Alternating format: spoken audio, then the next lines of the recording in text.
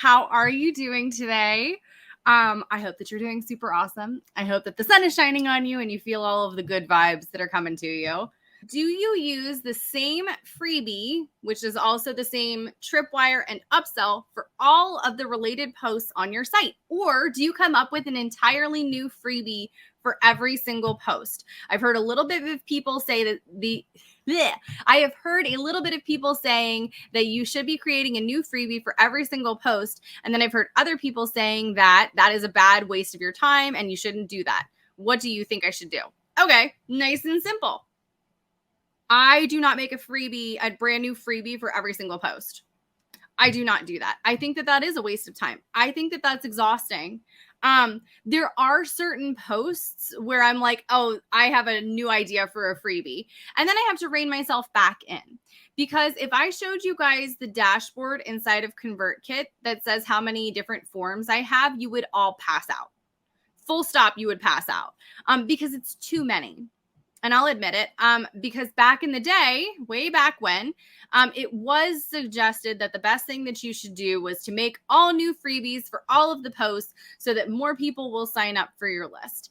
In actuality, when it comes to our blogs, something really important to remember is the 80-20 rule, okay? 80% of our traffic is going to come from 20% of our blog posts, okay? So let's just go out on a limb and say you have 100 blog posts because Caroline can't do math this early in the morning. Let's just say it's a nice round number. You have 100 blog posts. 20 of those are bringing in 80% of your traffic. Probably even more, honestly, but we're just going to go with the 80-20 rule because I love it. Those top posts, those top 20 posts, and even probably inside of that top 20, you're going to see that there are 10 in the top 10 that drive the bulk of your traffic. Now, here's where back to freebies, okay? If you are making a brand new freebie for every single blog post, you have 80 blog posts. 80% of your blog might get 1 or 2 page views a month. Just a tiny little handful. People accidentally stumbled across it. Maybe somebody was like ultra stalker. I don't know who would do something like that. Definitely not me, where they would go back to way back on like some random page on your site. And it's like, oh, this is a good post. I just happens to be on page 22 of your site. Like, I don't know how I wound up here, but I'm interested in this one blog post. So you might get one person who's reading this post.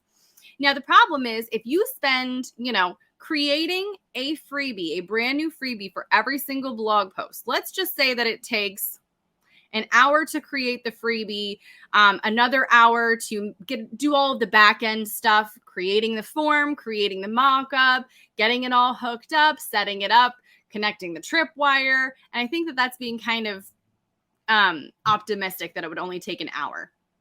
But there's so much stuff that goes on in the back end.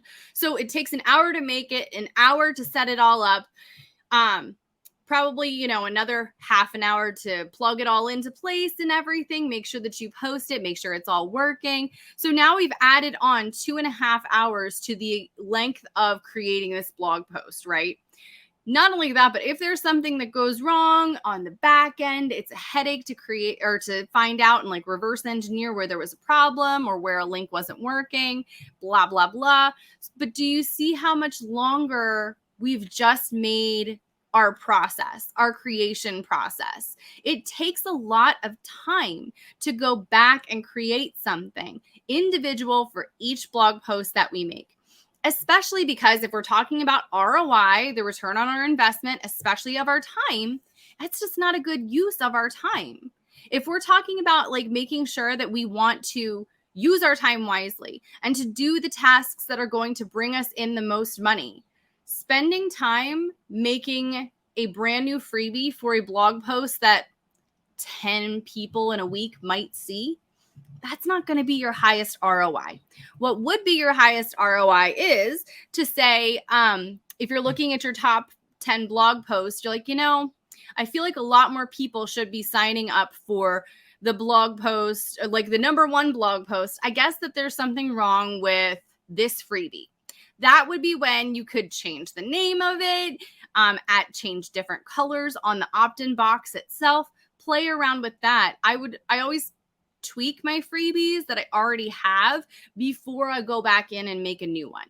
I have not made a new freebie for my site in a long, long time. Reason being is because I know that what I have works. I know that it converts. I know that that's what that is. Woo! That is what my people want. I know that going in. And so I'm using my time wisely on the posts that are making me the most money from the ad revenue, from affiliate revenue, even in email signups. Those are the places where I would take a look and say, is this freebie a good fit, or should I make a new one? Again, because that would be a higher ROI task, because you're getting traffic, because you're getting income, because this is helping you. That number one blog post is helping you way more than this blog post that you just wrote could ever be doing if you were spending your time making your life more difficult by making a brand new freebie for each one.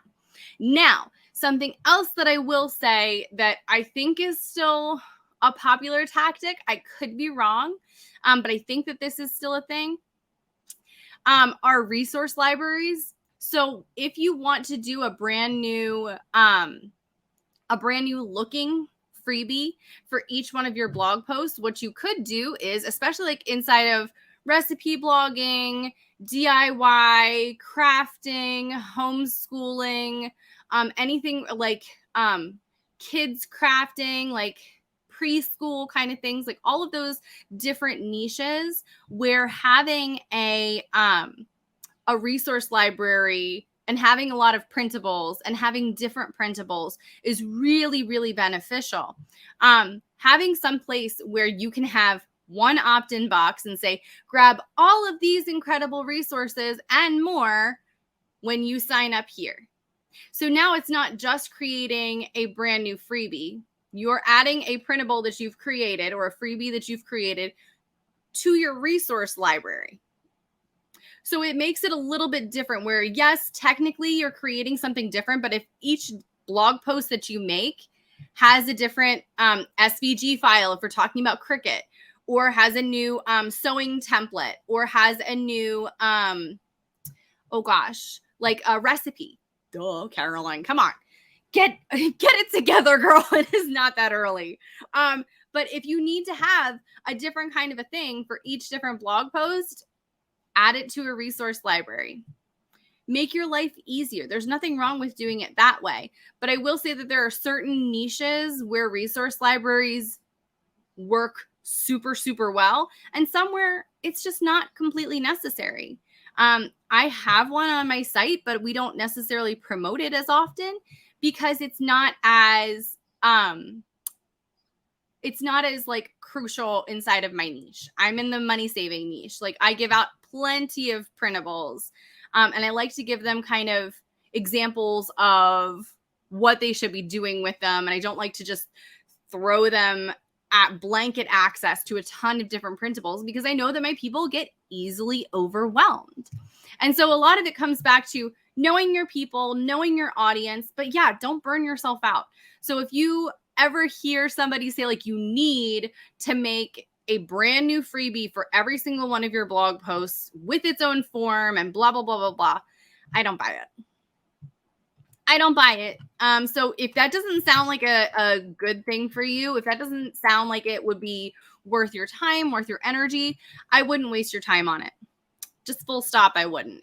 Just spend your time better elsewhere, if that makes any sense. You can do it, like, do however you want to, but like if you're really trying to figure out like if your freebie is converting, look at your top posts. Don't waste your time figuring things out. And you know what? If your brand new post does take off, then yeah, try to see if like maybe making a new freebie would benefit you on that post. It doesn't necessarily have to be like, oh, I can't hit publish until I make a brand new freebie. You don't have to do that. That's way more work than you need to do, especially on a brand new post. All right, guys. So thank you so much for sending in all of your questions. And if you have any questions, leave them in the comments. Let me know. I'm here to help. And thank you guys so much for being here. It is awesome to see you. And I will see you guys next time. Bye.